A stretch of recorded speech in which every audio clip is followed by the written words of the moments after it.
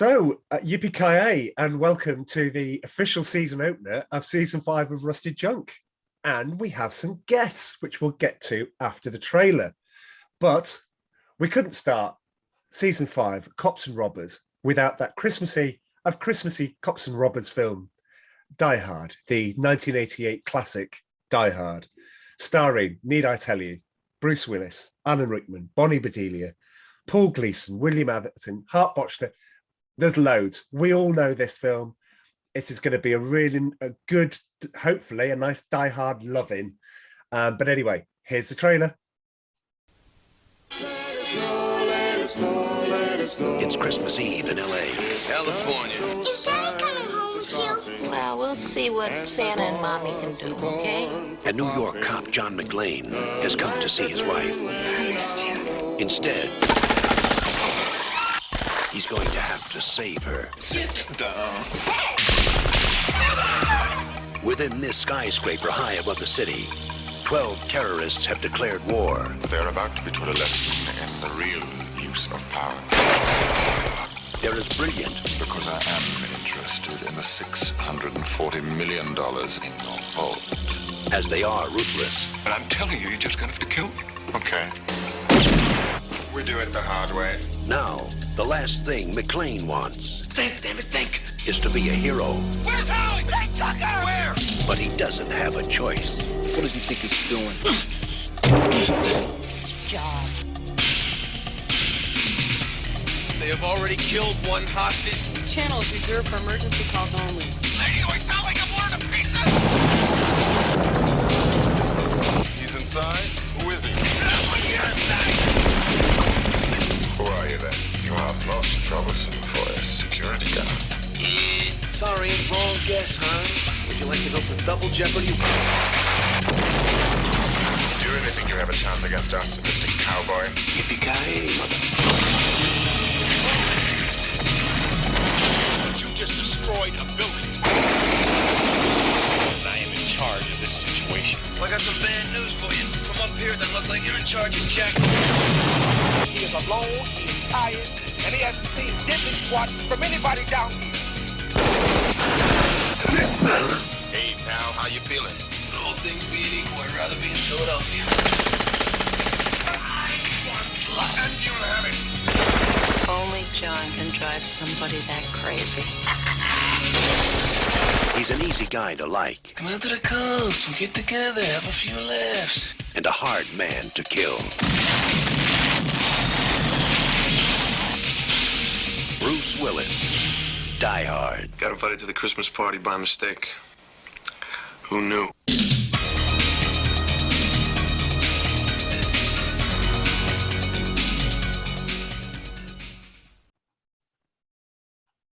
So yeah, there we go. Gentlemen, what a trailer. It's a proper 80s trailer. You know, you've got the music, I think, which is stolen from Lethal Weapon. Yeah, it's generic trailer music. Once somebody uses it, then everybody uses it. But anyway, introduction time, like you need introductions.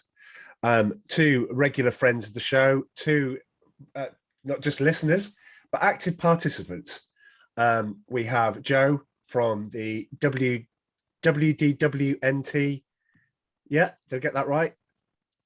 Yep, that's correct. Wow. Well, okay, because I hadn't been practicing, but I just suddenly went to Walt Disney World. I'll get it right at some point. And we've got Dom from no particular podcast, just comes on ours and is brilliant. So just a free spirit. Yeah, here I am. Although Charles, I was a bit disappointed not to get the invites to National Lampoon Christmas. Oh dear, I know we're going to be in trouble. We're going to be in trouble on that one. You know, okay. let bygones be bygones. But well, yeah. But do you want to say what you would have given it? 10. Yeah. 10. There's no point in being a 10-point scale if you're not going to give 10s from time to time. So yeah, 10 out of 10. Stonewall classic in my view. I did up it when I discussed it with you. It did push up to a 9. Meanwhile, Joe's going, what? Well, no, I mean, I did listen to that podcast. I kind of agree with Dom. You guys were a little harsh on it. It is a traditional Christmas movie over here. It's probably one of the most popular ones. But I think that the problem that I told you is your family should have watched the first two before they saw that, because they didn't know who Clark Griswold was. And so I don't think it was. So it's their frame of reference. Yes, exactly. But then you've got to get past the very awkward start to National Lampoon's European Vacation, where the quiz show host kisses Audrey. That's kind of hard to explain to anyone, never mind kids. It's just file it under uncomfortable then, and most definitely uncomfortable now. But anyway, well, moving from one bona fide Christmas classic to another with Die Hard, which, can we all agree before we go any further that Die Hard is a Christmas film? Do we agree? I mean, I strongly disagree that it is a Christmas film. What? It's because it's not a Christmas film. Well, Joe, if I could... everyone's entitled to their opinion. All right.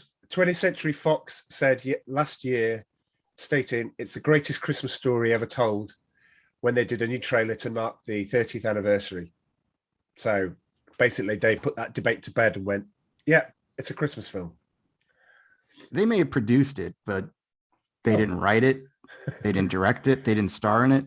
Bruce Willis had said during his roast that Die Hard is not a Christmas movie. It's a Bruce Willis movie. He didn't mean it like that. What do you mean he didn't mean it like that? He didn't mean it like that. It's on a roast. Of course he's going to joke around and he's going to say things like that. No, there's a big debate over whether or not this is a Christmas movie or not. You could say, well, is Silent Night, Deadly Night, is that considered a Christmas movie? I don't know what that is.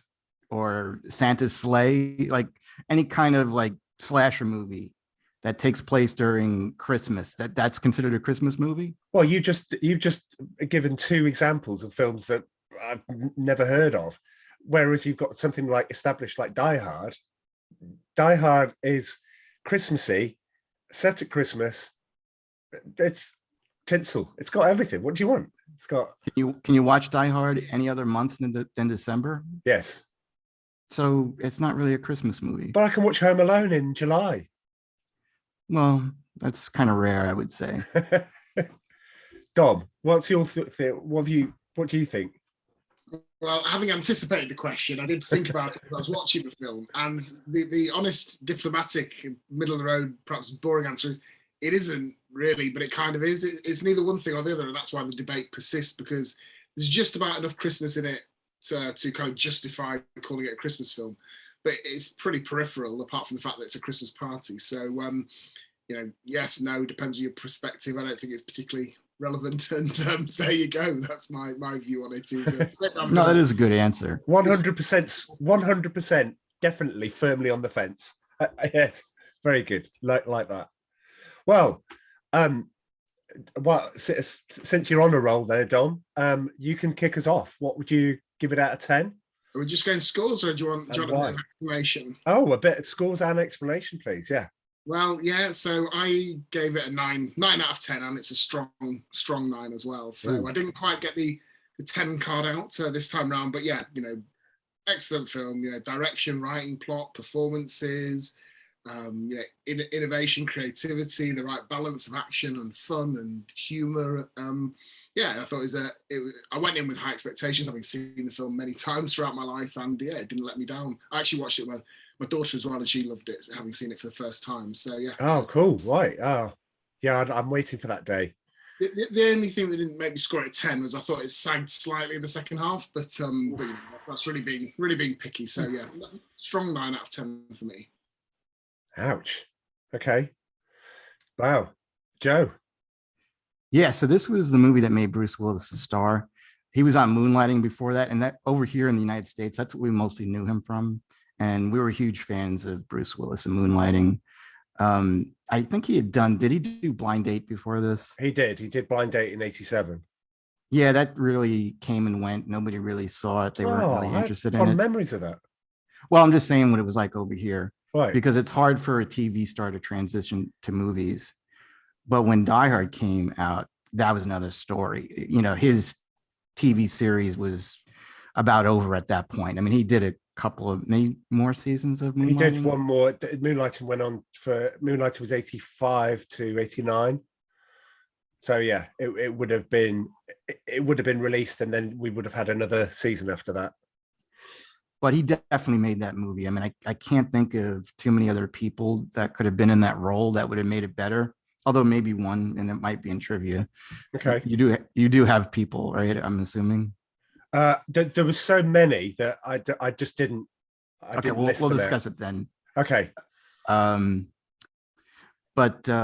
Yeah, I think it's a great movie. It really redefined the action genre.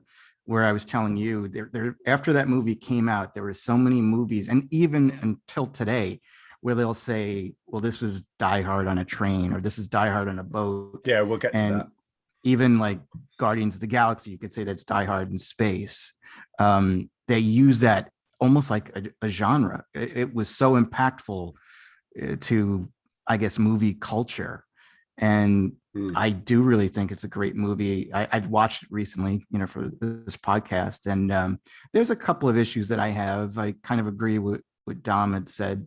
We might go over it, where I have some issues that are somewhat questionable. But I'm also going to agree with Dom. I'm going to give it a 9 out of 10. Right. Okay. 9 out of 10. Well, over to me. It's a straight 10. It's perfection. It's there is nothing wrong with this film. And I tell you, nothing high. I mean, I watched it in 4K, and in 4K it looks like it was made last year. I mean, it just looks fantastic. Obviously, some of the scenes with the helicopter up at the top, where they've got special effects of the helicopter flying above. You can see that's matted on. It doesn't take anything away from it. They were doing the best with what they had. But this morning I went to see the new Spider-Man film, and that was filmmaking by committee, filmmaking by numbers. Just what do we need to do? We'll get this person in, get this person in, get this person in. Well, how are we going to make it all work? Well, we're not. We're just going to rely upon people going, oh, look, look over there. This is filmmaking. This, we've done a lot. We did season 3 with action films, and we covered, the things that you would expect us to do, like Commando, and Commando's just death. It's just death. It's just bullets and death. Is it great? Of course it is. Is it? Would you want to watch it again? Absolutely. But this comes along and goes, I'm just going to turn the action genre film right on its head. You're going to have a complete, the most unlikeliest of heroes. I mean, not that I'm watching it in 4K, but Bruce Willis's muscle definition is pretty much nil. He doesn't look like the action hero. He just looks like a New York cop. He looks like, I think he even says in Die Hard 2, he said, I'm, the wrong person in the wrong place at the wrong time, and even when you watch this, it just still holds up, and it's still given that reference. So out of all the action films that people still quote now from the 80s, Die Hard's pretty much probably the one, because I think a lot of people love it. You're right, Bruce Willis coming riding high on Moonlighting, which is one of my favorite shows of the 80s, until they ruined it and got them together, which that's it, pretty much. You introduce Mark Harmon into a show. Mark Harmon plays the doctor. They get together, and then it's just. I mean, there are still some memorable scenes, the memorable shows after that. But yeah, once the sexual chemistry goes, that's it. But yeah, 10 out of 10. I remember watching it in the cinema with everybody else. He turned the volume up far too loud. He hadn't got a clue, the guy that ran the cinema. He really didn't, and he just turned it up to presumably 12, because when the airplane scene comes, we all just clamped our ears in unison. Everyone in the cinema just felt like our ears were bleeding. But yeah, it set the tone. I think it's perfect. Is that your first 10 then, Charles? And your I think so. I have been lambasted, particularly by yourself, your good self, for not giving tens when it's an obvious 10. Well, this is an obvious 10. You know, that Back to the Future is an obvious 10. You know, there are some films which are just, you know, perfect. There are some films that people think are perfect, like Gremlins, for example. I'd give Gremlins a 7 or something like that, just off the top of my head. But I know some people that equally will go, well, that's my go-to Christmas film. That's the thing I like to do. So this is mine. I always post and I will post it again, even though I watched it yesterday. I will post on every single year. I post it's beginning to look a lot like Christmas, and I put the logo for Die Hard on there. And everyone goes, oh, yeah, it's about time. I should watch it. I'm a bit behind on my Christmas films this year. I watched Love Actually with Amy, which is a very odd choice, but she loved it. And I didn't realize there was that much swearing in it. There's quite a lot. I don't know so much about Christmas film, but if we think about it as an action film, then I did think, is there a case that this is the best action film of the 80s? And I got a list of 3, and this is on it. So okay. That could compete with it would be Raiders of the Lost Ark or Aliens. I thought, you know, that those are probably. Oh, yeah. Aliens. And Aliens is kind of, is it action, is it sci-fi? You know, where does it sit in that Venn diagram? But yeah, so I thought either this, Raiders of the Lost Ark, Aliens, but this probably is the quintessential one, isn't it? The kind of most authentic action film out of those. Yeah, that's a good shout. What do you think about that, Joe? Yeah, no, I would agree with that, except I would throw in Rambo Part 2. You know, not that it's a great story, but it has a lot of action in it. And again, that was made a huge impact over here, where everybody wanted to look like Sylvester Stallone, and they started joining gyms and they wanted his body like that, you know. Speaking of bodies, I disagree with you about Bruce Willis. Look at him behind you. You don't think that he's got a decent body behind you? I mean, he might not be Schwarzenegger. Well, he's not Schwarzenegger. Stallone. He's not Stallone. He's not Van Damme. He's not Seagal. He doesn't have any of them. He doesn't have a pot belly. When I was watching it recently, I was like, yeah, you know, his shoulders are pretty tight and everything. Again, he's not super bulk, but his chest looked okay.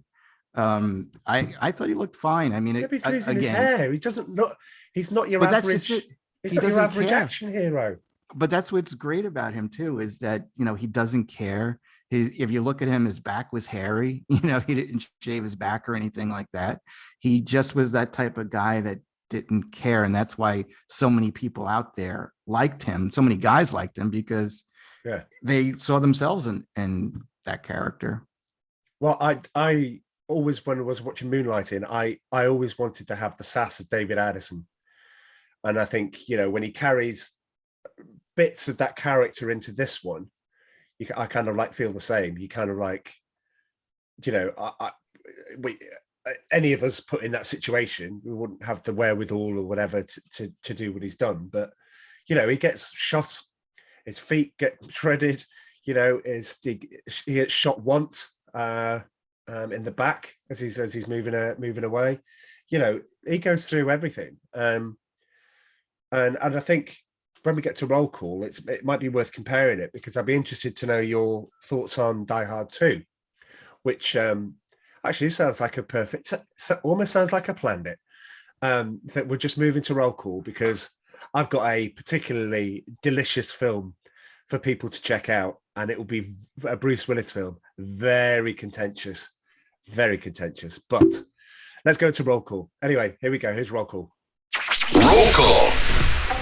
So you can't start without mentioning Bruce Willis. So before we go into the films, favorite Bruce Willis, apart from this, favorite Bruce Willis performances. What do we think? Let Joe go first, because I've got a bombshell to drop. Whoa! I would say Unbreakable. I really like that movie. Ooh. 2 bombshells then. Joe and myself. Crikey. Unbreakable was borderline unwatchable. Oh, what? Charlie. I fell asleep in it. That's one of the best superhero movies ever made. You need to watch it again. What? For those not watching on video, and if you're not watching on video, why not? My incredulity has just manifested itself in the best superhero. What? Not only is that the best superhero movie, that's the best M. Night Shyamalan movie. Well, that's I not think it's well, better than The Sixth Sense. No, I love that movie. I think it's great. We're not going to review that movie, but I would advise if anybody has not seen it, they should check that out. Bruce Willis is excellent in it. Samuel Jackson. Don't check it out. Don't check it out. Don't check it out. Charlie's not always right. Oh, see, with Charlie, it's like he either gives something a 10 or he gives it a 0. I don't think I've ever given anything a 0. No, I'm sure it's coming. That stole my thunder. My bombshell, by comparison, is just like a pebble being dropped in a saucer of water. My controversial remark was gonna be Die Hard could be the best action film of the 80s, but I think it's probably only my third favorite Bruce Willis film. But I was gonna say Pulp Fiction, I would say, and Sixth Sense. Yeah. Those two, but no, Unbreakable I didn't have on my list. For good reason, Dom. For a very good reason. Yeah, but he's been involved in some absolutely brilliant films. Let's put it that way. So he has, and funny you should mention that. So yes, we do have Blind Date, which he made before this. He then stars in, weirdly, Look Who's Talking, as the baby in both sequels. Let's not talk about that. That's not the bombshell. The film I want everyone to check out, and if you haven't watched it, it's the most bizarre film, mainstream, if you can call it that, film that I think people could ever see, and that's Hudson Hawk. Hudson Hawk is... You think Hudson Hawk is better brilliant. Than Unbreakable? It's Are you out of your mind? It is brilliant. You've got Sandra Bernhard, James Coburn, Richard E. Grant, Danny Aiello. Oh, the list goes on. And it doesn't make any sense. Andy McDowell doing an impression of a dolphin. It doesn't make any sense. It shouldn't work on paper. You're about to tell me, Joe, it doesn't work even not on paper, even on film. It's awful. I mean, it's okay, but it's great. It would be on the bottom of my list, I would say. Well, not the bottom, but the bottom tier. You wouldn't be putting, bottom tier, because after that you've got Pulp Fiction, of course. Zed's Dead Baby. You've got 12 Monkeys. You've got 12 Monkeys. That's an underrated classic. It is. Yeah, I agree. Yeah, I think we'd all agree on that one. I don't think there'd be any disagreement. And equally, hopefully, with the next one, The Fifth Element. Oh yeah, that's really good. I mean, I know, Joe, you bought that when you bought the TV behind you. For those listening, Joe's just invested in this funky lighting, which I'm going to get for this room at some point. I'm going to get some nice lighting like that. I've got some. I bought myself some decorations for it. So I'm going to have a grey sports almanac in there. I'm going to have the license plate Nervous, and I'm going to have my stripes Funkos, pop figures in there. So yeah, hopefully, bit of obscurity, bit of reference, but then after The Fifth Element, you got Armageddon. Where do we stand on Armageddon? Do we like? All right. Now, I would say that's more towards the bottom for me. Oof, tough crowd.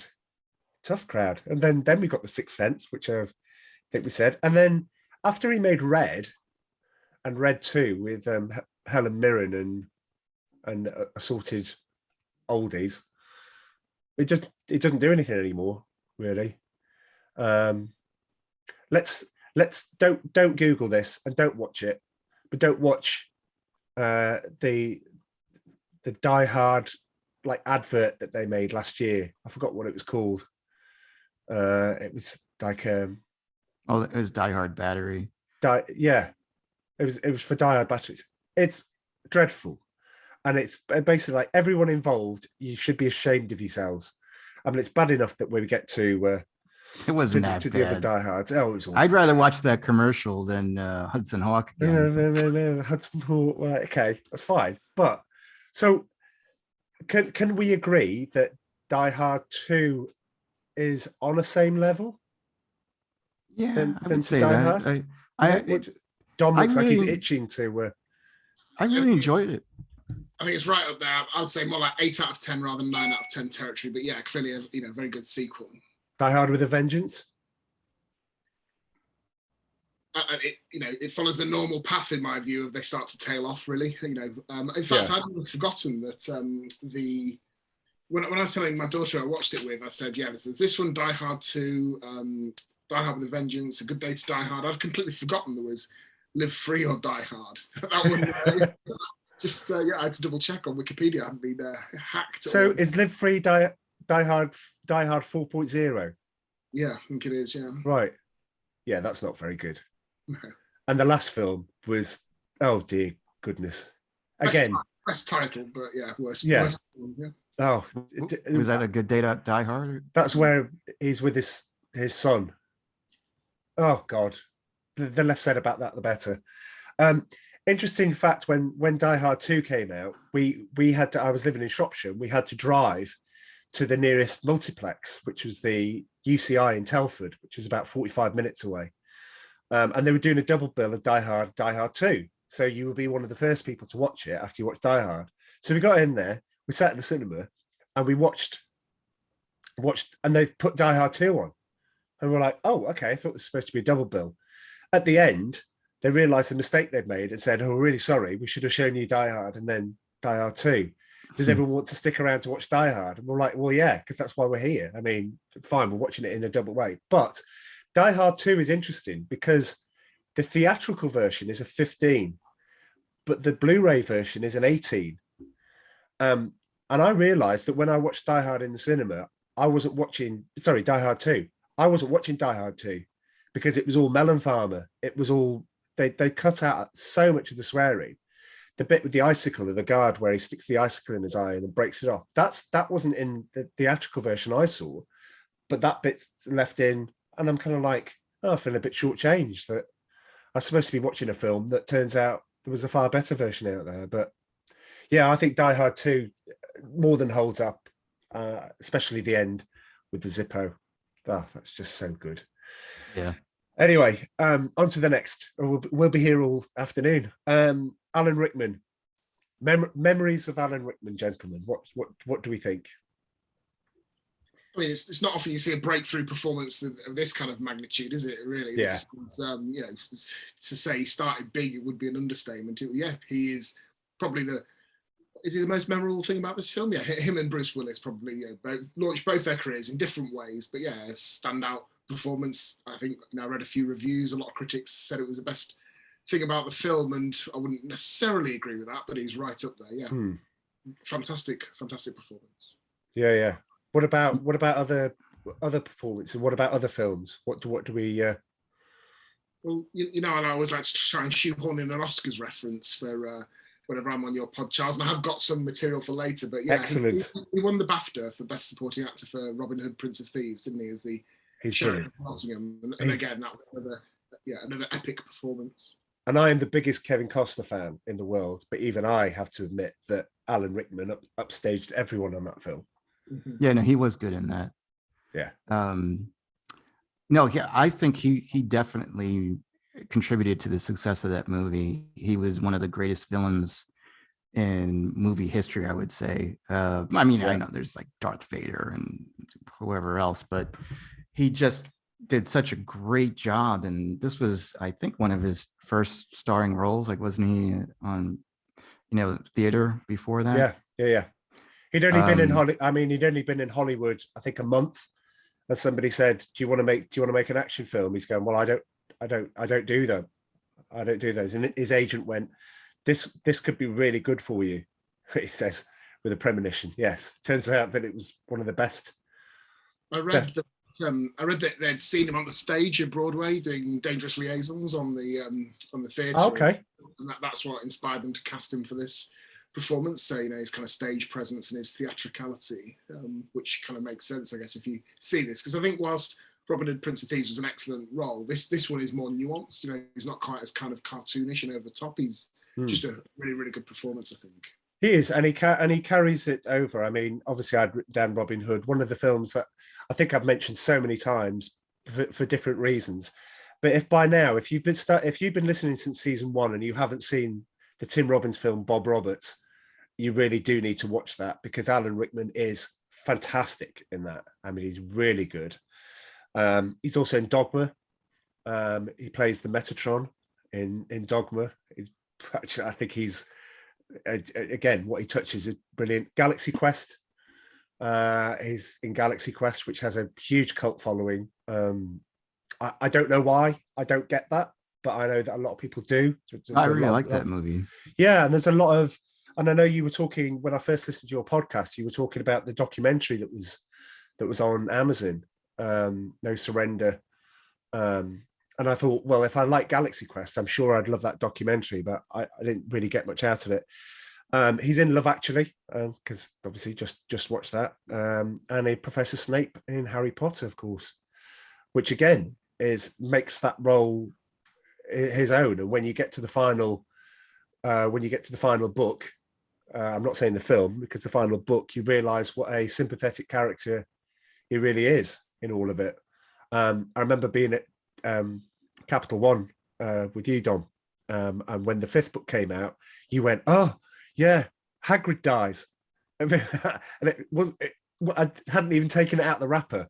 I was like, "What? Yeah, I've read Hagrid dies," and yes, you were just having me on, but I did believe you for a few hours at the very least. So yeah. Now you've undermined my reputation and standing in Joe's eyes. I'm the sort of guy that gives out spoilers. That if that ever happened, Joe, which seems unlikely, and I don't recall it, but it was many years ago. Oh, dude, I see. We may have been separated at first because I do that too. I give out spoilers.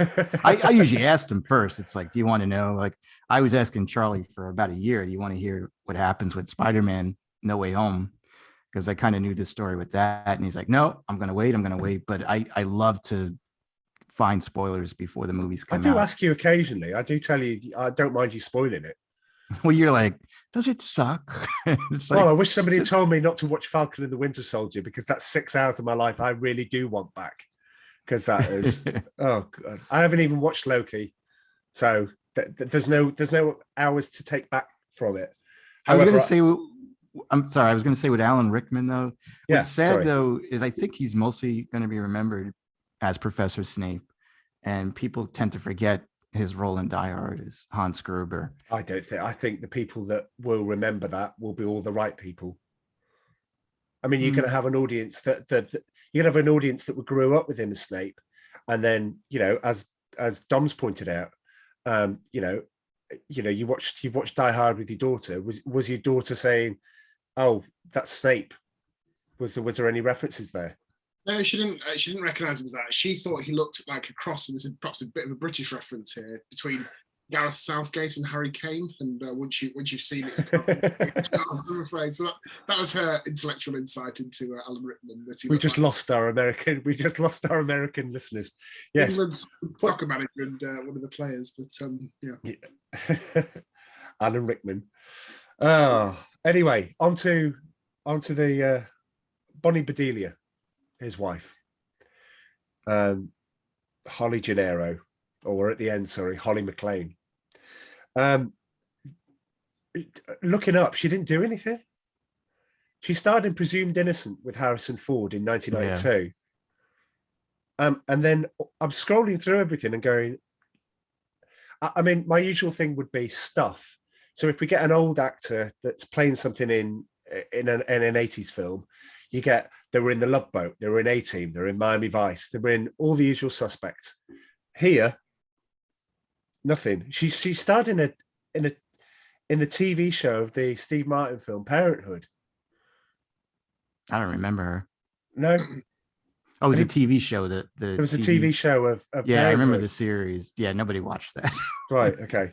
It's a bit like the Ferris Bueller series. I know that that's out there, but I never want to at least acknowledge it or say that I've seen any part of it. Sorry, go ahead, Don. So as I said, yeah, I agree. Her film career was a bit underwhelming, but there were a couple of interesting things about when I looked into her. So her maiden name, the actual actress, is Culkin, and she's the aunt to Macaulay and Kieran Culkin. So my goodness, that's amazing. That's worthy of the. I'm not sorry. No. You're quite right to involve stuff like that in right up at the front. I like that. That was my more kind of just a bit random point, but I'm trying to be a little bit righteous here. But I thought another interesting thing was she was 40 when this film was shot, in 1988. And I just don't think that would happen particularly these days, would it? Like the leading woman, I know she's not on screen for that long, but 40 years old, she's not your stereotypical kind of beautiful blonde bimbo type. And I thought that probably was representative of the film, really, just in the same way that Bruce Willis isn't Arnold Schwarzenegger, and it's a bit. Yeah, that's a good point. He's got a wife and an actress who you can actually believe would be his wife, and would be a businesswoman. So I thought that was pretty well done by the director and the casting side, to put her into this role. And that's a good point, because John McTiernan, the director, had done Predator, and then did The Hunt for Red October in 1990, which I think everybody that knows me knows that I adore those. I mean, adore all those films.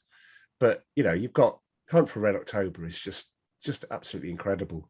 Well, he probably warrants his own little call out on roll call, because I thought the direction is the film was brilliant, and he probably deserves. Absolutely. He deserves a credit for that, and it was no surprise when I looked at his resume to see that he did that. As you say, Hunt for Red October, Tour, excellent thriller, Predator, great action film, and so hats off. And you could argue Predator changed the action film. It changed what Schwarzenegger was doing at the time, which was just, let's be honest, mindless fun, mindless stuff. It was great. Again, would you watch Commando again? Yes, you watch it again. Is it going to win any awards? No, but are people going to, more importantly, are people going to remember it? And I think when you look at Predator just came from nowhere and went, I'm just going to merge these genres, if you don't mind. And I know it's going to feel a little bit like Alien, tiny little bit like Alien, but we're going to introduce this new protagonist that can camouflage itself, and that's wonderful. Yeah, it's a good shout. But the director, again, just tell me to shut up if you want to do this in trivia time. He had quite a colourful private life. Did you see that? No. By all means, tell us about Mr. Tiernan's. He got charged with federal crime and did just under a year in prison in the States for illegal wiretapping and lying to the FBI. So he was a bit of a what year was that? Was it after he made the films? Yeah, it was in the 90s, I think. I didn't make a note of the year that he went down, but yeah, long protracted court case. Went all the way to the Supreme Court. Ended up doing, I think, just under 12 months for, as I say, wiretapping because he also did, on a less successful note, that remake of Rollerball. Obviously the original one, classic. Oh right, yeah. And it was some dispute with his producer. He had a private investigator to bug the guy and got caught, and anyway, ended up going bankrupt and didn't. Oh. But a good plus side, yeah. Will forever be in our hearts, though, in that sense. But it's fine. I was gonna say with Bonnie Bedelia, that was one of my issues. I really didn't like her that much. Ooh. And it's kind of like what Dom had mentioned that she was. I don't know how old was Bruce Willis at the time when he made the movie. Ooh. 37. I made a note. Yeah. 30, well, I guess that's not that much older, but I think I would have appreciated if he had someone more attractive as his wife. I don't think she was all that, especially that. Who was the guy? Was it Wallace? Ellis. Ellis. Yeah, that he was trying to nail her. It's like, come on. With an office full of all those women, he wants to nail her. I mean, I'm sorry, maybe it sounds a little misogynist, but that's how I felt back in the 80s. And that's kind of how I felt seeing it now, right. That she wasn't all that in a bag of chips, like that. Everybody, she had a good job and she was going up in places, but he could have done better. There was something that bothered, something that, I mean, probably we'll get to that in when we talk about the film, but there's something that bothered me about, she was going, the reason why I changed my name to Gennaro was because, it's a Japanese firm and they're very much want to do things by the book. They have a culture about them. Yet Takagi has no problem with Ellis being this complete misogynist, chasing anything with a skirt, sniffing coke off the table and all this sort of stuff. And you're like, how does that match up then? That doesn't. He lets a lot of things slide. People seem to be going into offices just to shag each other on this party, and you kind of like, it blows the kind of whole. Well, we need to honor this Japanese, tradition and all this sort of stuff, and everyone's like, don't really care. Well, I think that was her excuse. I don't think it was necessarily what's his name? Ellis. No. Oh, Takagi. Takagi. Yeah, I don't think it was Takagi.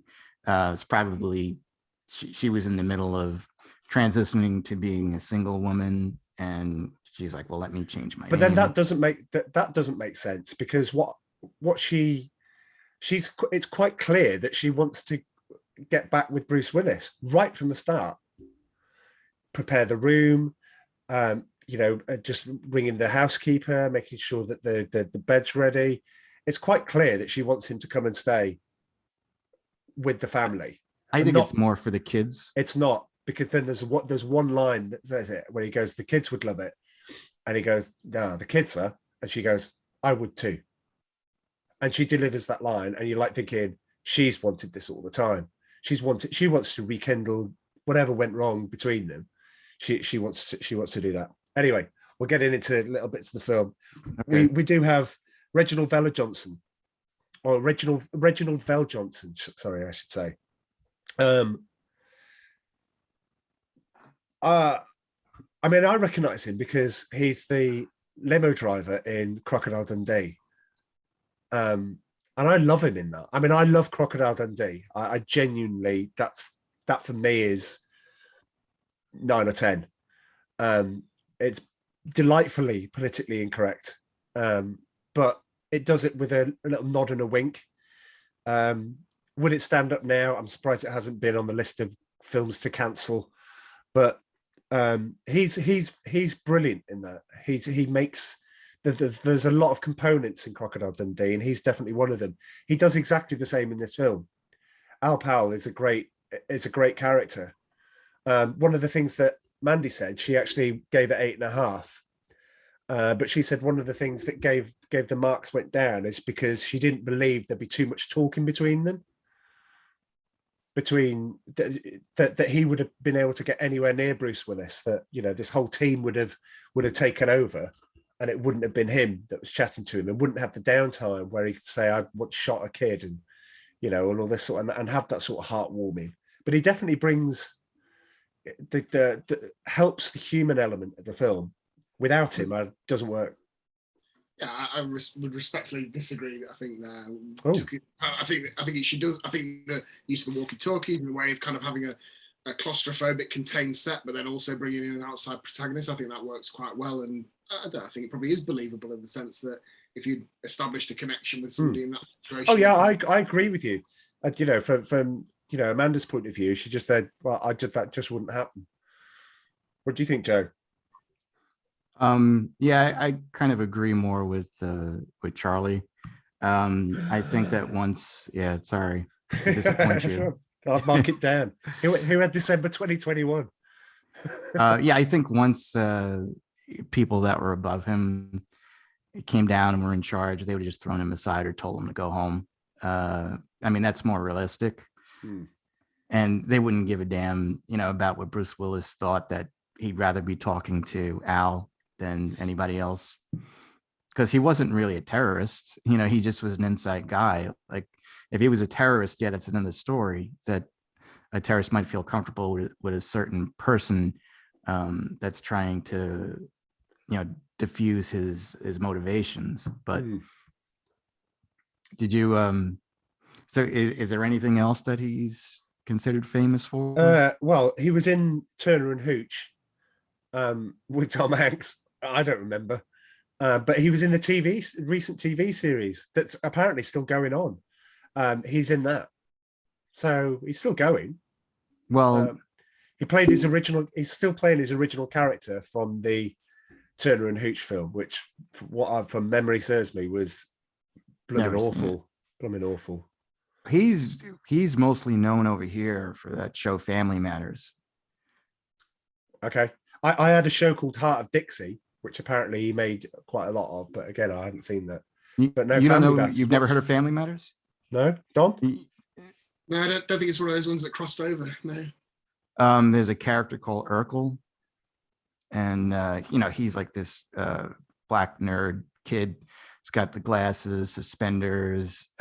He was huge over here. I guess it was the 90s. Okay. He was up there with Pee Wee Herman. He just took over like you wouldn't believe over here, and he was the father in that show. And it went on for a long time, and that's basically, if you put a picture of him up there, that's what he would be remembered for over here for Family Matters. See, the conversations that I have with you, especially when I make a podcast, especially when we were doing season 2 with the youth, the teen films, it surprises me that I think, oh, well, everyone knows who James Spader is. Everyone knows who Andrew McCarthy is because they were in Pretty in Pink. It's just wonderful. And then I talk to you, Joe, and they go, nah, nobody would remember that. And I'm like, these films are beyond iconic, and yet everyone's going, oh, is that the guy from The Blacklist? I'm like, what? This is James Spader. This is legendary. I couldn't name a James Spader movie other than Ultron. Joe, then I may not speak to you for. And I don't think I could. Andrew McCarthy, he did The Weekend at Bernie's. I think that's all I really remember him from. Yeah. Not very popular over here. Well, speaking of teen films, Paul Gleason, the police chief, he was Trading Places. He played the guy that ends up in the gorilla suit that gets into a altercation. It says for the younger audience that might be listening. Although we might be about to swear profusely when we talk about the film, so consider this a warning if you do have young ears. Of course, he will always be Mr. Vernon in The Breakfast Club. I was going to say, that awful movie that you like. No, Joe, let's not.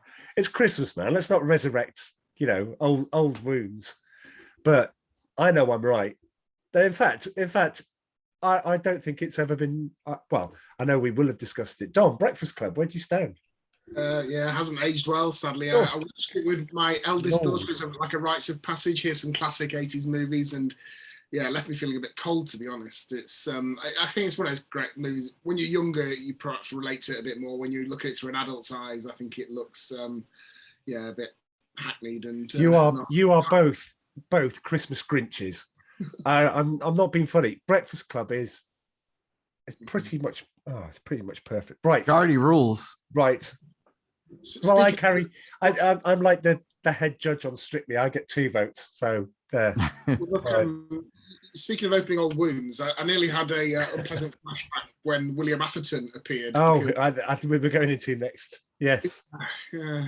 He was the best thing in Real Genius, but he was the worst thing in here. I think that's kind of his level, really. He's not.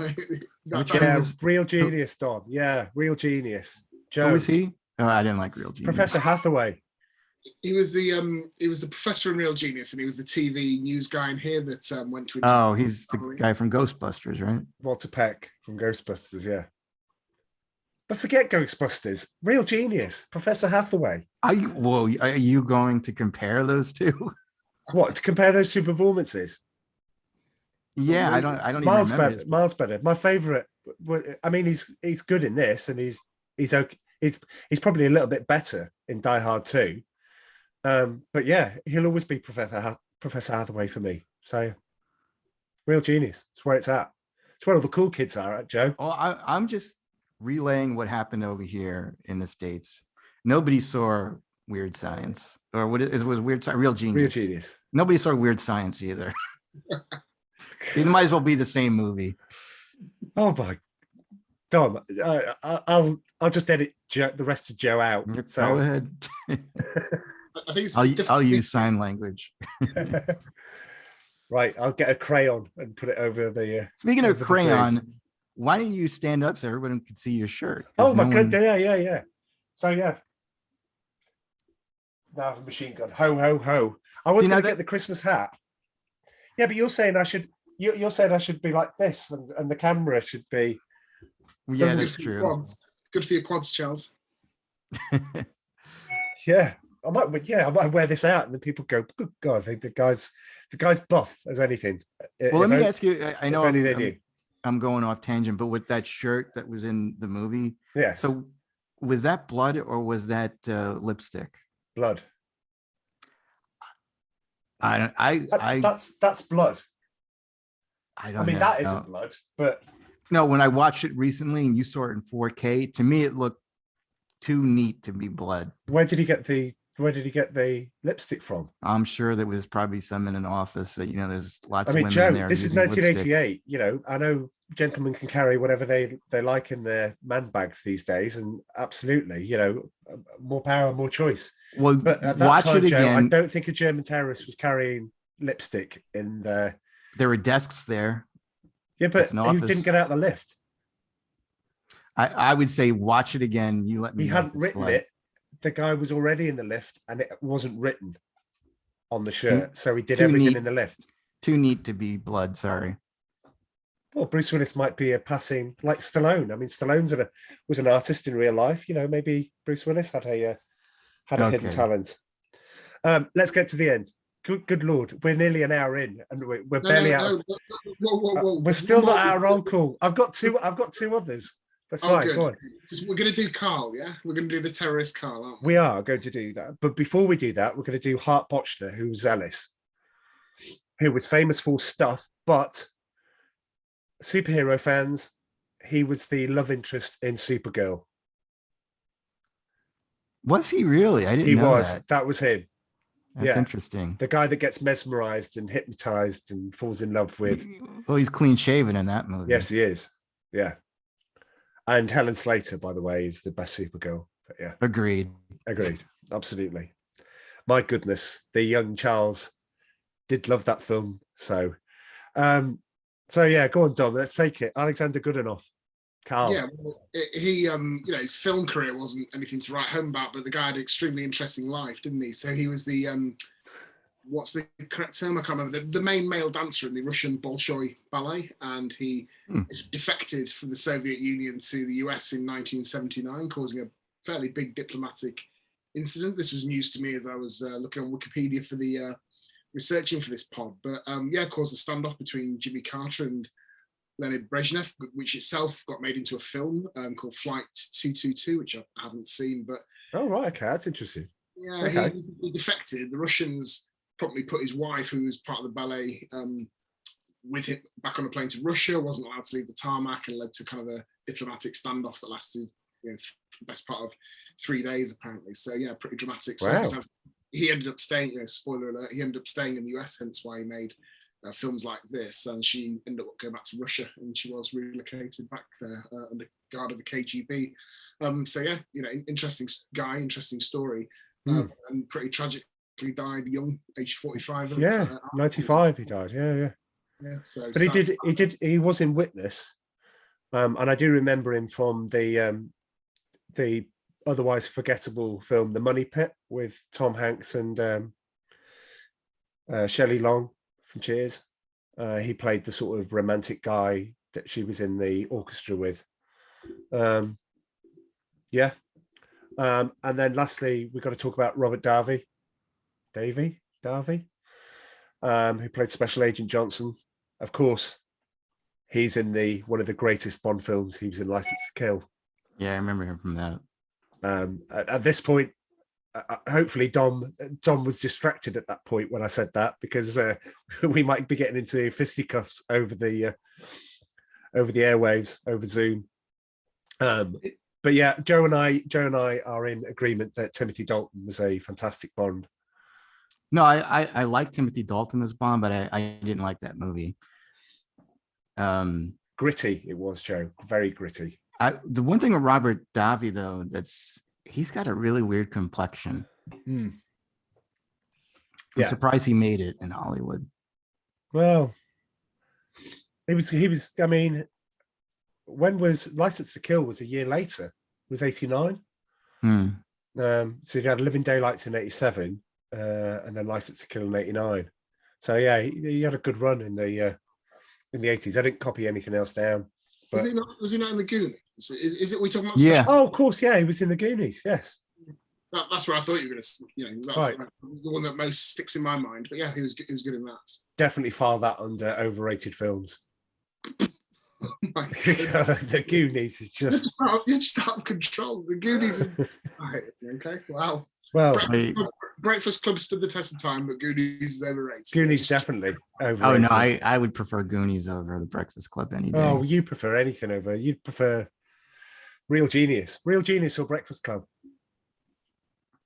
Me? Oh no, well I know what you'd say, but Joe, that seems like that's a tough one. Seems like a fair fight.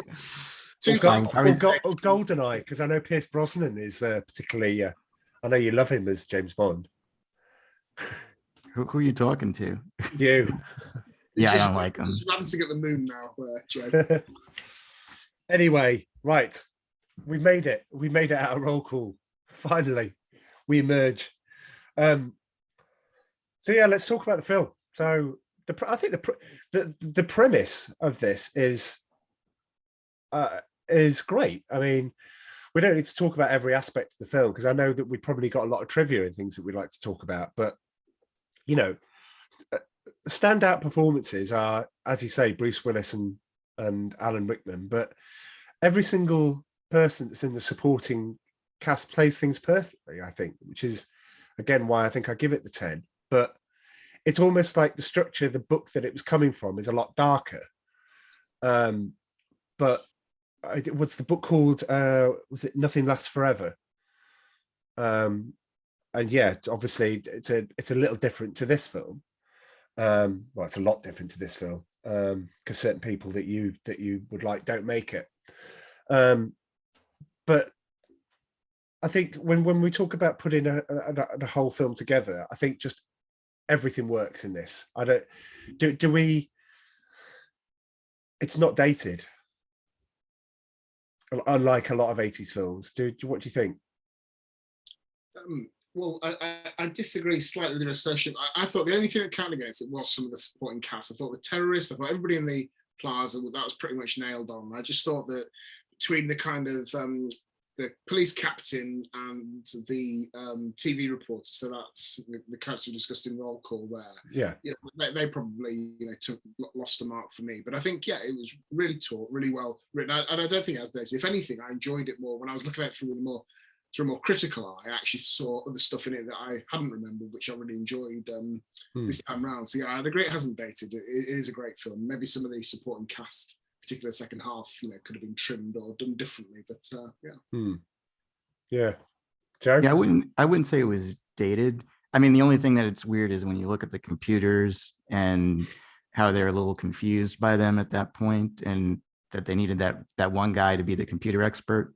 What was funny, like again around that time computers were out for a little bit, but I thought when he tied that computer to the chair and he threw it down the elevator, that it was like, damn, our computers blow up that big? I mean, I didn't know it was the C4. It's like I thought it was the computer that was causing all that damage. Well, I think they tried to create that on Mythbusters, and they couldn't get it to explode. They couldn't get the catalyst was supposed to be the fact that the computer monitor would blow up, and every time they did it, the computer monitor just disintegrated and nothing took. Sorry to spoil one of the best scenes in it. But look, I think if you go back to the start of the film, I think the start of the film was really solid. I thought you had like about 10-15 minutes before the terrorists arrive on the scene, where it's really well written, taught. You get the character of Bruce Willis through his conversation. It's not all kind of massively signposted like it would have been in an Arnie film of the era. And I thought the writing and the plotting, characterization was spot on, really. So definitely. And some of the scenes as well. So there's the scene with the car with Theo and Carl going, and then you've got the van, and then that disappears. See, I think that's a great scene because you've got the van going down, and it's just one continuous movement shot scene. I just thought these are the little things that I think that let you know you're in for a good 2 hours on this. You are going to be treated very well in this film because they are going to think about those sorts of things, think about those sort of camera angles. It feels like a sort of thinking man's action film. If you can say that anymore, I'm not sure that's I'm not sure it's a phrase you can use, but it is. It definitely doesn't do things by the book. You don't know what it is you're expecting. There are things at the start that I think are a bit troublesome. Again, I talked about Ellis's behaviour, certainly in front of Takagi, whether or not that would go. I think when the doorman or the person that's on reception got shot, they make quite a lot of noise, despite the fact they've got silencers. And the guy that's by the lift would have heard all of that and would have come running and would have weapon drawn and would have started firing. Strong disagreement there. I think perhaps my favorite sequence in the whole film is that initial bit where the terrorists arrive and they just kind of go through this headshot. There's stun grenades that they're throwing, and load more terrorists piling out the back of the van. I just think it's like a textbook in a complimentary way, like just how to do action. I thought it was really, really strong. Writing the textbook. As in writing a new part. Not textbook as in formulaic, textbook as in like definitive, I suppose. Yeah, just a really classy, taut piece of action and writing there. I thought, and I remember watching it through a much younger set of eyes than when it first came out, and just thinking how cool that was. I was kind of blown away by that. So I thought that was a really strong part of the film, actually. Yeah. Yeah. No, I mean, I agree with you too. I thought the beginning was great. My problem, though, after watching it recently, is I felt like, in a way, they didn't really have a contingency plan. Like, he kind of came up with that on the fly as to what they were going to do once the cops came and they realized that Bruce Willis was the antagonist against them. I disagree. They had the ambulance ready to go. They did have the ambulance ready to go, but the way that he made it seem is, I guess that is confusing now that I think about it, because I assumed he was going to kill all of the people there because he didn't want witnesses. Yeah. But also, and I don't know if this had to do with them ripping out the computers and all that. There were security cameras, so there had to be some footage of them. But once they were recognized and they said on the news, this man is Hans Gruber, he's been known for this. I think that kind of screwed him over. If he was going to escape, he was eventually going to be caught. And even the whole idea with what they were stealing, I think they were mostly stealing like bearer bonds. That's right, 640 million. See, now that I don't get too, because I think that if they tried to sell them, or if they tried to, cash them out, I think that they would be caught for that too, because they would know that sitting on a beach earning 20%, Joe. I think they're as good as cash on it. I think that's the point to them. But I think the way that the plot point that you talked about earlier, Joe, the plan is to blow up the building, isn't it? That's what they've got, and they're assumed to be dead, in the dust of the building. That's the I think that was the way they kind of squared that particular circle. Oh, right, okay. So not just get the hostages up onto the roof and then blow the roof, to actually simulate their deaths at the same time. Yeah. So they weren't, by the time they figured out, or if they ever figured out there were no dead hostages amongst the dust at the bottom of this rubble, then they'd be long gone. I think that was the which is what he says, that by the time they spend a month looking through the rubble, that's. I don't know if it's not taking us on too somber now. I thought a few kind of parallels or foreshadowing of the 9/11 attacks as well. Destruction, these big sky, big buildings, people falling off big buildings. It was definitely. I know it's Los Angeles rather than New York, but definitely kind of made me think of that parallel as well. Right. Yeah, no, me too. I mean, I used to work in the World Trade Center. I was on the 97th floor, and I think of the things that happened during 9/11. It would have been horrible to get down from such a high flight, and that applies to Nakatomi Plaza. Once they were on the roof, they were screwed. If anything below them caught fire or they decided to blow up the building. So that definitely reminded me of 9/11, like you said, Don. But I still kind of think that I think their original plan was to kill all the hostages and then get the hell out of there. I don't think that they really required the ambulance. They didn't need to create this whole thing that they died along with the hostages. I don't know, that's how I saw it. And I just felt it was a little shaky for me, that they were like, well, now our contingency plan will be, since he disrupted the whole terrorist activity or bank robbery or heist or whatever you want to call it, we're going to make it where we kill them all and then we make it that we died in the process and we escaped in the ambulance. But it just didn't seem that way from the beginning. Like if things went smoothly, I don't think they would have followed that route. I think they just would have gotten in their cars and gotten the hell out. Some cool scenes at the start of the film as well. You know, that German guy, is it Carl? I get them mixed up.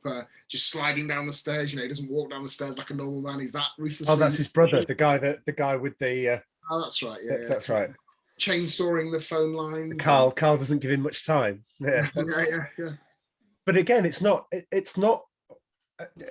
by the book. I know I'm skipping a little bit. The bit where he ties the fire hose around him to jump off the building. Just as it's about to go up, and you know we're going to need some more FBI guys, I guess. I remember being in the cinema, and I remember feeling this. This is not one of those after effects that somebody told me afterwards. When he falls and he makes it into the, you know, shoots the glass, makes it in there before the thing topples. You know, the reel on the fire hose topples behind him. Any other action film, that would have been the end of it. You just seen the action of him trying to get into there. What makes this different is it thinks about the after effects, that the thing falling is going to, unless he does something about it, it's going to pull him out. He's not out of danger. He's not in that. And I remember feeling this is something different. I mean, when I came out of Die Hard, I just didn't know what I didn't know what I just watched. I went back twice and another 2 times to see it in probably not as many days, but certainly in the next few days after that, I went again. No, it was a great scene because it also showed you too just how much he went through. Like when he was trying to crash in without shooting it, you saw the footmarks covered with blood all over the window. Yeah. And that was that extra touch. I just think that the way that they filmed this movie was brilliant. They did a really good job. Yeah, definitely. And I also remember pretty much misusing some of the. I love the Alan Rickman's theatre, theatre background. Definitely elevates the character because then he's going. For when Alexander saw the breadth of his empire, he wept for there were no more worlds to conquer. And he's also in the lift and he's going, nice suit, John Phillips, London. I have 2 myself, and then casually saying, rumor has it Arafat buys his there as he makes it out the lift. And you kind of like, this is the sort of writing. This is the sort of taught writing. There's enough jokes, there's enough Bruce Willis. He brings a lot of moonlighting the David Addison character with him, but makes it into a completely new character that is flawed. I could totally agree. And that for me is the essence of the film, is that kind of balance and blend of the humor, the kind of action, the bit more intelligent in a positive way, without being pretentious bits to the film. I think the kind of combination of all that really makes Die Hard what it is, and then doesn't shy away from enjoying the action scenes and the explosions and the violence as well. I think it's pretty unusual film in that respect. It's not one thing or the other. It's this kind of combination that works really well. Yeah.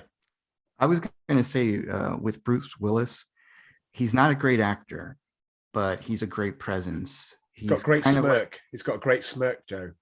Well, yeah, but he's not much different from his moonlighting character and in other movies that he's been in. He kind of plays himself, similar to like Samuel Jackson, Hugh Grant, Clint Eastwood, John Wayne, so some actors don't have to be great actors. They just have to be themselves and people will fall in love with them. And that's why he had a fairly decent career for a while. But like you said, he just kind of just stopped after a bit, but he was respected because people liked him. They didn't need him to do an Oscar-winning performance with every movie that he did. They just wanted to see him be himself.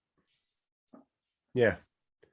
I mean, I had it on and Amy did come in and she looked at the screen and went, oh, that's the guy from Friends.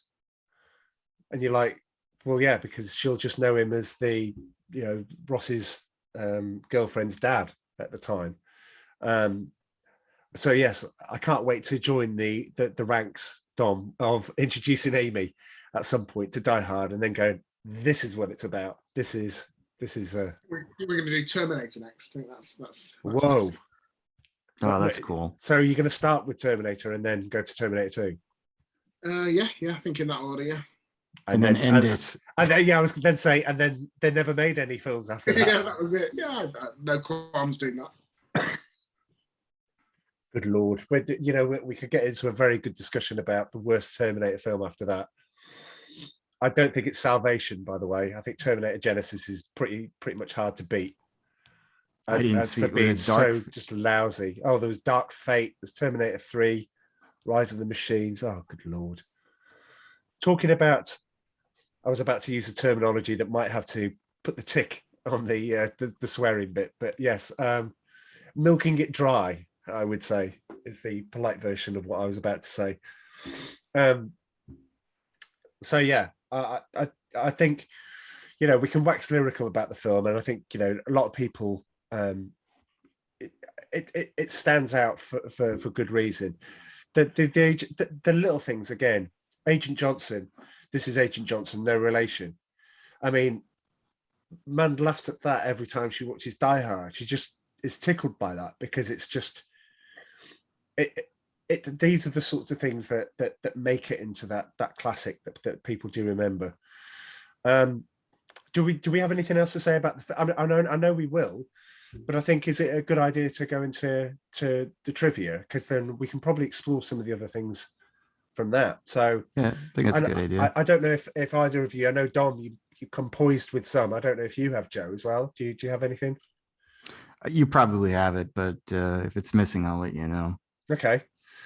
Well, my first one is Alan Rickman's first day of shooting, where he films the scene where he meets Bruce Willis for the first time. He makes that jump off the ledge. It's only about 3 feet high, but he damaged his cartilage in his knee when he landed.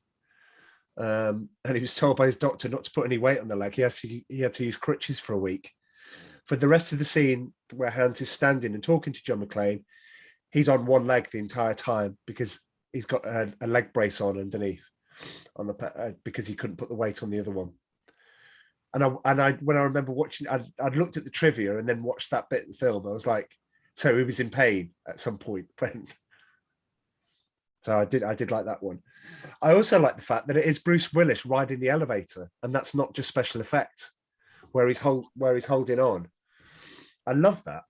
I love the fact that he, we look now at somebody like Tom Cruise doing all their own stunts, or doing the vast majority of the stunts. But I guess it wasn't the done thing to do in the 80s, is to do all your own stuff. Well, to do as many stunts as you could. But yeah, I like that one. Bruce Willis, because he was known for playing Moonlighting, when the first trailers appeared, it said audiences laughed at him, thinking it was supposed to be a comedy. So hence why his face wasn't on the poster. But once the film came out, they swiftly changed the poster after the first weekend and made it so that he was that, because I've seen those original posters where it's just the tower. And I think some of the other ones that are 40 levels of terror or something like that, I think it came into.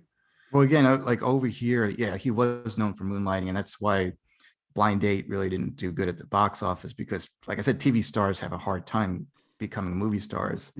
I think what made this movie successful was word of mouth.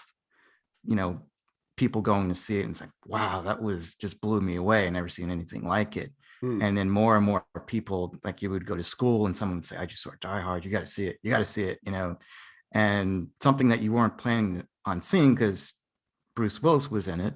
You're like, all right, I guess I'll go see it. And then when you see it, you're like, holy crap, that was good. I think I'm gonna go see it again, Yeah. And it like me. Yeah. Yeah. It was almost like a virus, kept just spreading and spreading. And that's why it was so good. And like, again, it made him a superstar. Yeah, absolutely. It was a great year for films there. I know, Charles, clearly, hence why we're here on your pod discussing 80s films. We all love them, but 88, there was this, Coming to America, Who Framed Roger Rabbit, Rain Man, Big, Cocktail, Fish Called Wonder. It was just a classic era and a classic year within a classic era, I think, for films. And there was so much good stuff out there. All those ones I've just listed, I would happily watch and rewatch multiple times. Absolutely. I mean, the reason why Amanda's, sorry, I should have said this. The reason why Amanda's, she's not doing too good. She's a lot better than she was, but she couldn't make it onto the podcast, which is why she gave her score. So she's getting better for that's good. For the listeners out there. But she was saying to me, what should I watch when she's been in bed, and then she's going, what should I watch? So she ended up watching Office Christmas Party, which then said, oh, you need to watch Horrible Bosses, and then you need to watch, and it was recommending all these films. And I went, why don't you just put on Cocktail? And she went, oh, no, I'm not so sure about that. I was going, well, how long since you've seen it? She says, probably the 80s. And I was like, well, stick on Cocktail. I think, you know, and at the end of it, she went, I love that. That's just so good. And it is. And you're right to point out these, you know, what is my favorite year of movies? I'm guessing 81, because I just love some of the films that are around there, you know, especially Stripes, you know, Caddyshack, I know was 80, but around that sort of time. But definitely there's something for everyone in the 80s, because I just think that you just pick I mean, Stand By Me was what, 86? So, you know, you look at something like that and think iconic. Goonies, Gremlins, Back to the Future, you know, all of these things, you know. And then I go back and look at 90s films, and yeah, I look at things like, I mean, I watched The Firm with Tom Cruise. It was all right, okay, but I guess I've retreated, and it's been very good for the podcast, is because I've gone back to a lot of these films and watched them, and predominantly still like them, apart from The Mosquito Coast, which I never want to watch again. But you know, there are, on the whole, I do think they match up. I do remember, and I think I recommended that to you, Dom, the Quentin Tarantino interview with Joe Rogan, where he went, the 80s are the worst decade for films, because the 70s had all the grit and everything else, and the 80s seemed to like turn that on its head. And then in the 90s you get films like, you know, Pulp Fiction and you know, obviously he's going to big up himself, but at the same time I think that does a huge disservice to the you know, delightfully crass films like Commando, to, you know, wonderful magical films like E.T. Anyway, I know that's getting off the point slightly. Have you got any trivia, Dom, before I go into my next one? What have you got? Can I shoehorn my Oscars research in? By all means. It's a bit of that, you know, I'll start with an apology, which is never a strong start, really, is it? But yeah, I did find some Oscars links. I mean, this film itself, Die Hard, got nominated for 4 Oscars. They're all in the technical category. Yes, there would be, yeah. Oscars don't like popular films, no. But I thought it's fair play to get nominated for 4, though, you know, in the first place, it albeit technical. But anyway, it got nominated for three of them. It got beaten by the same film. So it got nominated for Best Film Editing, Best Visual Effects, and Best Sound Effects Editing. And it lost out in all 3 categories to the same film. Can you tell me what that might be? 1988, Rival. Was it Roger Rabbit? Give that man a cigar. Yeah, it was. Yeah, Who Framed Roger Rabbit? Right. Yeah. Well, I am impressed, Charles. Technically, it's, you know, it's a better film, but I mean, no, technically in the sense of putting it together. Yeah, Roger Rabbit's, you know, it is. It's, you know. I don't disagree, but I think if you'd had a gun at my head, I wouldn't have been able to tell you that it won those Oscars. But yes, it did. And then just for completeness, Best Sound, it got nominated for and got beaten by a film which I couldn't remember. Bird, Clint Eastwood's film. Oh, with Forrest Whitaker, yeah. Okay, yeah, I just forgot that one completely. But yeah. Die Hard, 4 Oscars nominations, but no wins, sadly. What a shame. Nailed it though, Charles. Well done. Yeah, so what else have we got? I do like this. So the dispatch supervisor in this that goes, "Sir, this channel's for emergency use only." Right? She is she plays the air hostess in Die Hard 2. And how did I miss that? Because she's quite easy on the eye, if I'm allowed to say. Yeah. I made a note of that scene because that was an excellent scene, wasn't it? So he finally battles his way through all the to the rooftop, provides him with a detailed situational assessment. There's the sound of automatic gunfire in the background, and her nonchalant responses. We'll see if we can have a black and white who could do a drive by. Cut to a cop in a donut shop. I thought, yeah. Right. Does that happen over there in England? Yeah, I think when machine gun fires heard in the background, it might have triggered possibly 2 police cars at that point. Yes, we might have put our tea down with our pinkies up and gone, I think we need to do something about this. Some hooligans at the Nakatomi Plaza, yeah. No, I'm just saying that there's been a lot of cases like where people call cops and they kind of take it too nonchalantly, the people that handle the calls. And I could definitely see that being true, that scene. Okay. Oh, well, there you go. Even with the machine gun fire, they would have said they were probably playing a video game or something, But the fire alarm being tripped, and then suddenly you've got this call from there. I mean, if it is a hoax, it's quite elaborate because they've got to actually be there on site to trigger the fire alarm. So you would have hoped at some point they go, do you know what? I think something might be going on, rather than no effing S, lady. Does it sound like I'm ordering a pizza? Well, let me ask you this. So did that take place on Christmas Eve? This is Christmas Eve, yeah. That would never have happened. First of all, they would never have an office party on Christmas Eve. Everybody would have been home at that point. Well, it is supposed to be Christmas Eve. Dom, did you? I'm just saying that. No, I thought I would agree. Yeah, it's unlikely and a bit implausible to have it on that date. And I actually read some analysis of the film saying that it was supposed to be making some link between consumerism and the effect of corporate life on family. And I thought, no, they just said it on Christmas Eve. It was that plot point. But yeah, it is a bit unlikely, I think. Yeah, because at some point, I think when they're done, someone says Merry Christmas. So it probably had gone past midnight. So that was just weird that it would take place on Christmas Eve. But I think that was part of the trivia, that it was supposed to take place during 3 days at one point, and then they changed it.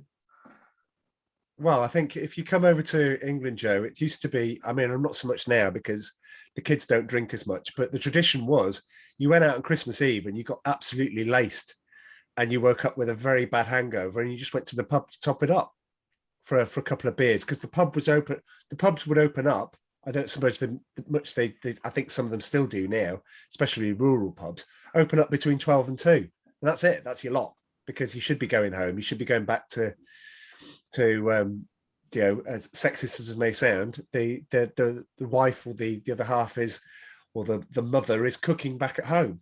And so, but you're out having a couple of jars with a bit of wham on the background, But Boxing Day used to be one of the biggest drinking days of the year for 17 or 18. Yeah, wow, I've had some fun Boxing Days. Oh, absolutely. Boxing Day used to be like, it almost as if you hadn't drunk for a day, despite the fact on Christmas Day, you drank everything. You drank a bit of vermouth, you drank Advocaat, you had that much food inside you by Boxing Day. To be honest, I think you were like bulletproof. You could just, 15, 20 pints. Yeah, it was. So what happens? So Joe's about to tell us that would never happen. What would be? No, it would never happen. So no. Wait a minute. Young teenage Joe, right? Drinking. He's got your drinking buddies. You've got your fantasy football or whatever you have at the time. I'm just guessing. I'm just putting words into your mouth. But what would a 19-year-old Joe do on Christmas Eve, Christmas Day, and Boxing Day? Stay at home. First of all, we don't have Boxing Day. I know you guys have it. I always thought when I heard the word Boxing Day, it had to do with actual boxing, like the sport.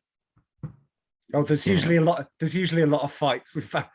Oh, is there? That's not where it came from. But St. Swithin's Day, is it? I think so. Yeah. What do you have? You don't have. So what do you call the day after Christmas Day in the States? December 26th. Oh. Do you want us to ship Boxing Day over to you, Joe? Do you want Boxing Day? Oh no, I mean an extra holiday. I guess an extra holiday would be great, but yeah, no, we never celebrate it. Wait a minute, you have to work on Boxing Day. Oh yeah. What? Well, we work on Christmas Eve too, but we get out early. Right. Yeah. Some people do. But you would never think, right, Christmas Eve, the boss comes in and goes, there you go, it's 2:00, go home early, enjoy, but go and be with your families, and then we just go and hit the pub. Oh no, we come go out of there to our about families. catch a taxi about 1:30 with a Christmas kebab. Even if we don't like them, we go home to our families. The routine is midday, you get to leave work early, go to the pub till 3, get a train, stroll home, whatever it is, hastily grab a bunch of carnations from a petrol station or a gas station on the way home to present your other half, fall asleep in a chair, wake up sometime on Christmas morning, and magically Christmas has all been prepared and happened. That's my experience in the situation. Well, like people go to midnight mass too. Do you have that over there? I know some people do. Yeah. Not normally. They have to extinguish all the candles because there's that much alcohol fumes in the air. That's that the whole church can go up. It made the Die Hard explosions look. I do know a lot of people that were at the pub, and then they left to go to some. It wasn't always midnight. There would be some sort of service that they would go to. They would go there. They would take a little something for the road, and then they'd come back afterwards. But they'd be quite drunk when they were going there. But belt out the carols, wouldn't they? Yeah. Well, some version of them anyway. Jingle bells from the back of the church. Yeah. Oh, Joe, Joe, if you ever do make it over here for Christmas, no, I will. I'll take you out. Yeah, I'll plan for being there for December 24th because that does sound like fun, actually. We'll reciprocate and come over for Thanksgiving, which I can only assume. Oh, I'd love to do Thanksgiving. Yeah, that's my reference point for it. So yeah. Whenever I look at Thanksgiving, I look at Planes, Trains, and Automobiles. I look at all of those films set around the sort of Thanksgiving, and the stuff you eat on Thanksgiving looks like incredible. And some of the dishes that we just don't have. It's just we'll come over. It's fine. Okay. All right. Anyway, back to a bit of trivia. Besides being a TV star, I know trivia. We're back into it, but this is the reason. Being over TV star at the time and barely being considered for the role of John McClane, Willis had one more hurdle to overcome. He was obviously one half of Moonlighting. The film shoot would have coincided with the schedule of the show, but Sybil Shepherd had gotten pregnant around the same time. So the filming had to be shut down on Moonlighting for 11 weeks, which gave him the opportunity to film Die Hard. So Sybil Shepherd being pregnant is not just joyous for Sybil Shepherd, but for action film stars, action film fans everywhere. Did you know that the position of Takagi was supposed to be George Takei from Star Trek? No, I didn't know that. And John McTiernan really wanted to cast him, but apparently the way that it's put, Takei's agent got things mixed up, and George Takei was not happy at all that he missed out on that.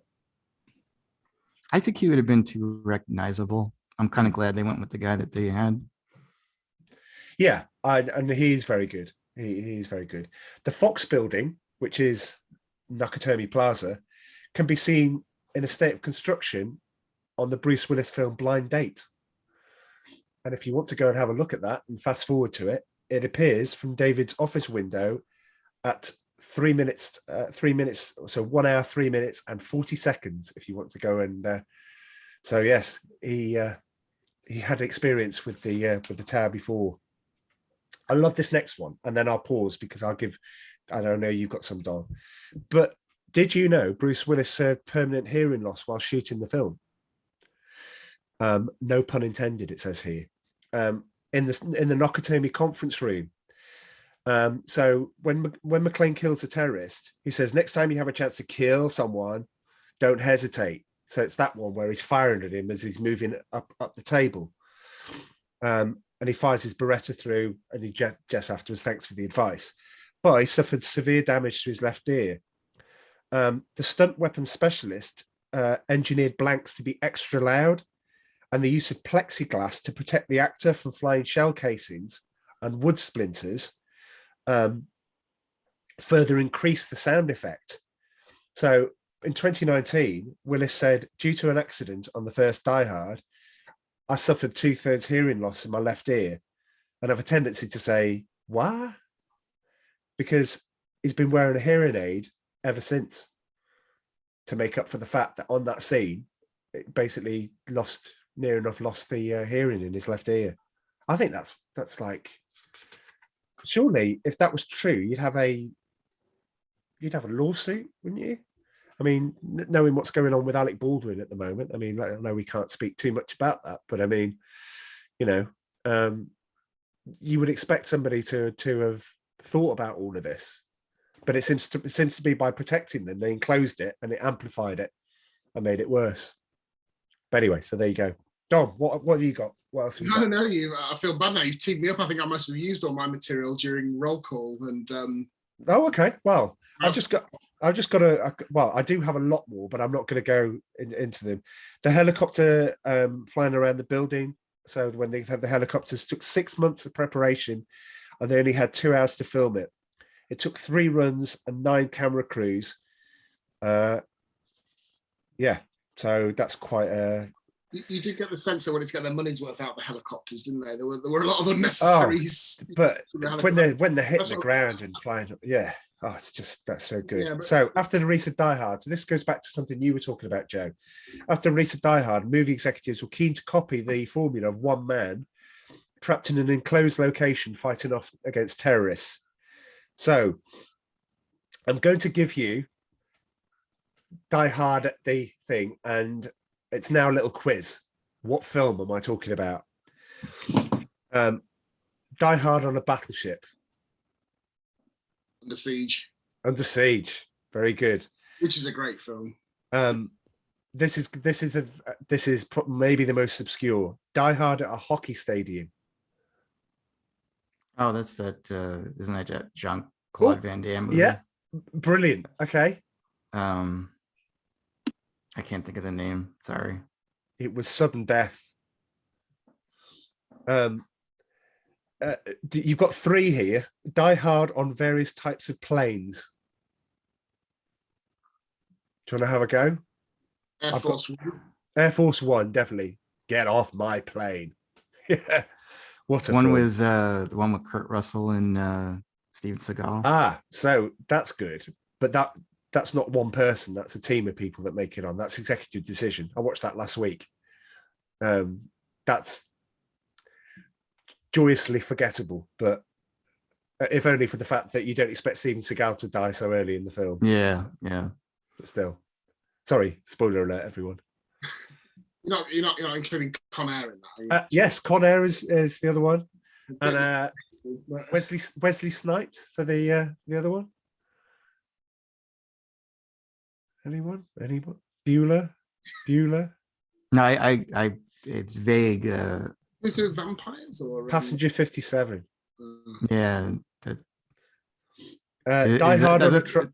Is that the one where he says always bet on black or something like that? Yeah, that's the one. What about Snakes on a Plane? Oh wait, what? How's that die? Wait a minute. How's that facing off against terrorists unless the snakes are carrying terrorists, but it's the snakes. But you're basically like one guy takes charge. They're enclosed in a plane. Tenuous, Joe. All right. Die Hard on a train. Wasn't that the Under Siege 2? It is Under Siege 2, Dark Territory. So they said the films were all the rage in the 90s. Ironically, the Die Hard sequel themselves would move away from having John McClane fighting terrorists in enclosed spaces, with each subsequent film upping the stakes. I love the way they describe it: fighting terrorists in an airport and surrounding area, then saving the whole of New York in Die Hard with a Vengeance, and the whole of the USA in Die Hard 4.0. Less said about that, the better. I do a trivia. Yeah, go. Let's see if you have this one. I didn't know. Sorry, I didn't know if you. I thought you didn't have any. Sorry. Well, no, I figured you were going to say it, but okay. So this was originally supposed to be a Clint Eastwood movie. Yes, it was. Do you want to tell us a little bit more? No, you can go because I really don't remember much about it. But didn't he like buy the rights to it? And He bought the rights to the book, apparently, but what I had on that, I didn't necessarily had the because the book was called Nothing Lasts Forever. And was the basis for this, and Frank Sinatra was supposed to be the lead. And I was like thinking, well, that doesn't make any sense. Surprisingly, few of the book's details have changed. Originally, a much older John McClane was visiting his daughter, who worked for the Claxon Oil Company. Takagi was originally a VP of sales named Rivers. Harry Ellis, Al Powell, and Dwayne Robinson are essentially the same, but the FBI weren't involved at all in the book.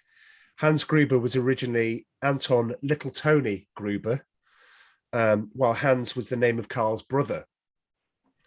The purpose of the terrorist takeover was to allow the West German radical group to uncover a legal arms shipment Claxon was making to a Chilean dictatorship. Finally, in the end scene, which was Christmas morning at 10 a.m., Anton Gruber is shot by Leland, falls out the window, also catching a finger on Holly Gennaro's watch, and pulls her out, in this case, pulls her out the window to her death. So instead of like letting letting it go, she actually dies in that scene. I was going to say, now that you mentioned that scene, I got a problem with that scene. Oh, okay. Well, no, I just don't think that would happen. Sorry, we're talking about one man in a building. I mean, what we just said is that this is obviously an action film, and there are bits that make this better than the rest, and like they've thought about it. But you have a problem with the final scene. Yeah, I mean, I think it was more symbolic because the watch was given to her by the company, and it was basically she was now putting her husband above the company after what they had gone through. But yeah, I mean, that he's holding on to the watch and then they unclip the watch and that's what causes him to fall. It's great. No, never would happen. Sorry. See, but the trivia on that is for where he falls from the top of the building, he was actually falling from a 21-foot high model. He was holding onto a stuntman and was going to fall onto an airbag. So to get the right reaction, the stuntman dropped Alan Rickman on the count of 2, not 3, which is why you get that startled thing from Alan Rickman. I like that. I just think that's, if you're going to get a particular shot out of someone, just don't tell them. Anyway, I am out. I'm out for the trivia, and I think we've got a 9, a 9, and a 10. I was just gonna say one last thing on trivia. So now you would know this, Charlie, more than me, but I had seen that this year on Call of Duty they released John McClane as one of the characters that you can play for the Cold War. Yeah, you could. So you could have Rambo, and you could have First Blood 2 Rambo, and John McClane from Die Hard. And they had Nakatomi Plaza on the map too. They did for special scenes, but you had to buy it to unlock it in order to use it. It was only for a limited time as well. Oh, really? Okay. Well, I saw the plaza. I thought that was pretty cool. Yeah, absolutely. And more things like that. But it just goes to cement that it needs no explanation even to the kids these days. It's John McClane. And the amount of people that were running around in the game means that a lot of people bought that skin and still like to use it. I mean, I've moved on to Call of Duty Vanguard now, which is okay. Not brilliant. Did you guys ever play Die Hard Trilogy? Yes, on the PlayStation. Yeah. Yeah. It was a very good movie video game. Yeah, I remember it being on. Yeah, I remember it being good. Yeah, they need to bring out a new Die Hard. We need a new I think that would be game. a great. Well, I'm just saying, yeah, that'd be a great video game if they did something like that. Yeah. I'm afraid that now Disney owns the rights to Die Hard. They're going to reboot it. Well, it'll fail again. It'll fail in the same way that Home Sweet Home Alone or whatever. Well, everything that they do that they reboot is it's dreadful. Just leave it alone. I mean, if they make Hunt for Red, if they try to remake Hunt for Red October and say the only way that would work is if they made the book. I mean, the book is superior to the film, and the film is outstanding, but that is a good book. But then they'll probably make Patriot Games, but not with Charles and Diana, and do the same sort of thing as they did with. Oh, God. I'm just saying, I have a feeling there's going to be an announcement by Disney, and I would not be surprised if Will Smith took over the role as John McClane. Well, Will Smith is in his it's nearly 60, isn't he? I don't know. Oh, I mean, hardly a step, Of course, it will all be woke, Joe, and it will all be not as good. But still, we don't have to watch it. We always have, we'll always have Paris, as they say. We'll always have the old 80s films. I'll always have Summer Rental to go back and watch. And we'll always have Planes, Trains and Automobiles, won't we, Dom? So, yeah. Whenever we want a lift, we'll have Dirty Rotten Scoundrels. We'll have all of that. Just at that point, he's frozen. Oh man. That's where Anyway, right. Gentlemen, it's been wonderful. Exactly as I thought it would be. It's a delight to talk to you after watching Spider-Man. But Joe, I will see you tomorrow for the Spider-Man Roundtable, where I might be the sole dissenting voice on that group. But who knows? There might be people that feel the same way as me. The next film that we're going to cover, Amanda will be back, just like James Bond.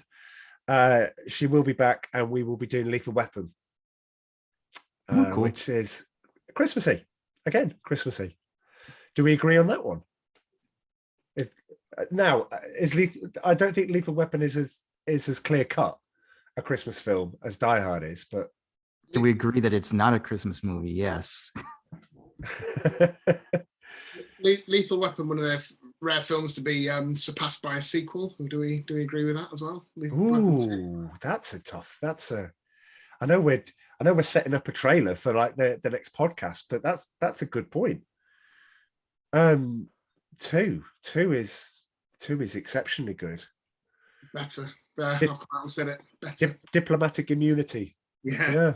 Patsy Kenned it. It had it all. Patsy Kenned it. Yeah. But is Terminator better than Terminator 2? Well, we could get into, as you're about to find out, Dom, as you do them both in order. So we'll leave you with your Schwarzenegger Future Robots delight movie marathon to come.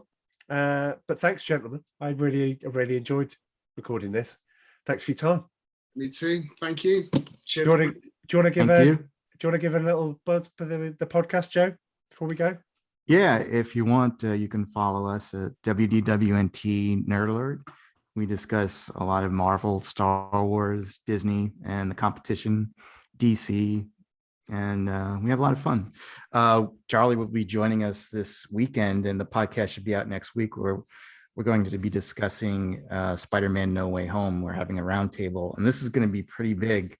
I think there's going to be almost 10 people on this show. So we will see how that goes. We never had so many before.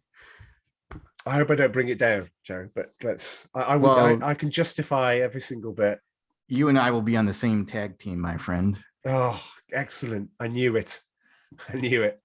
Maybe for the same reasons, but let's not spoil it. Let's not discuss it. Anyway, okay. Nice one. Cheers, everyone.